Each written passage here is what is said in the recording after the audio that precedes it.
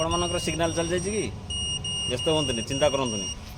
ନିମାପଡ଼ା ଆଉ ପିପିଲି ମଝିରେ, ନିମାପଡ଼ା ପିପିଲି ଭିତରେ ଯାହାର ଅସୁବିଧା ହେଲା, ଯେକୌଣସି ସିଗ୍ନାଲ୍ ହେଉ, ଟାଟା ସ୍କାଏ ହେଉ, ଏୟାରଟେଲ୍ ହେଉ, ସନ୍ DTH ହେଉ, ଡିସ୍ ଟିଭି ହେଉ, ଯେକୌଣସି ସିଗ୍ନାଲ୍ ଚାଲିଯାଉ, ଆମକୁ କଣ୍ଟାକ୍ଟ କରିବେ।